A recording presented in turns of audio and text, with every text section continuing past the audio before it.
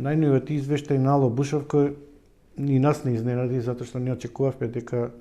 покрај менталното здравје кое е се покревко кај младите, тоа во минатите неколку години се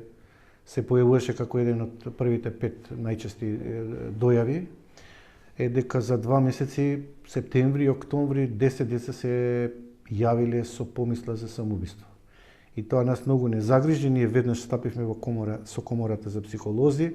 да се подготвиме да направиме некаков протокол прирачник упатство во насока каде што ќе им помогнеме на стручните служби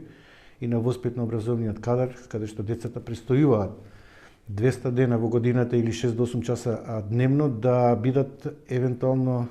подготвени како да реагираат во такви случаи, затоа што и нашите СОС оператори го имаат истиот проблем.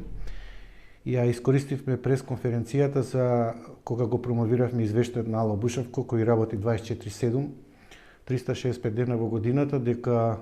е сериозен индикатор и дека треба да направат нешто, особено Министерството за здравство, Министерството за образование и наука и Министерството за труд и социјална политика, да одвојат средства од буџетот, да ангажираат експерти кои ќе помогнат овој протокол да ни биде алатка за поголема превенција и спречување на вакви суицидни мисли кај децата и младите.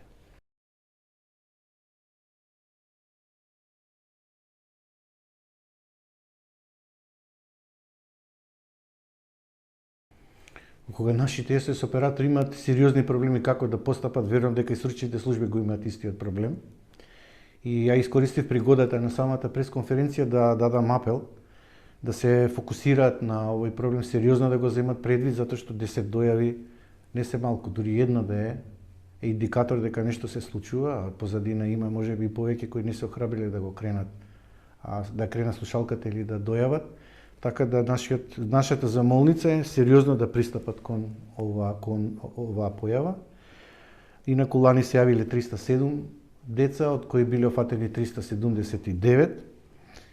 И Ало Бушовко минатата година прослави 30 години од неговото постоење и е многу важен индикатор кога ние доставуваме извештај до Комитетот за правата на детето за состојбата со правата на децата во Македонија. Го користиме Ало Бушовко со неговите податоци да посочиме што треба државата да преземе за да се стави во функција на благосостојба на децата, подобар живот, овозможувачка околина. Ако менталното здравје, семејните нарушени односи, пристапноста и повредите кои си ги вршат децата или меѓуврсничкото наследство се сериозен проблем, треба да се креираат не само програми, стратегии, туку и да се едуцираат воспитно-образовните кадри како да реагираат и како да ја спречат оваа појава.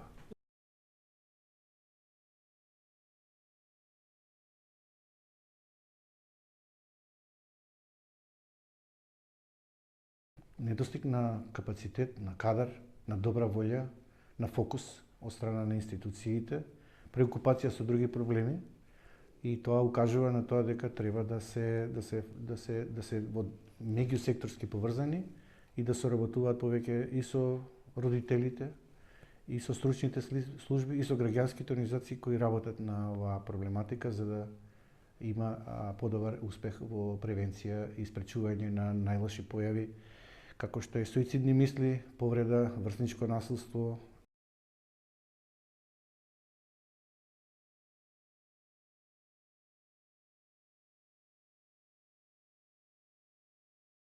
На време на дојава и на време на интервенција од страна на институциите, затоа што еден спасен детски живот значи многу.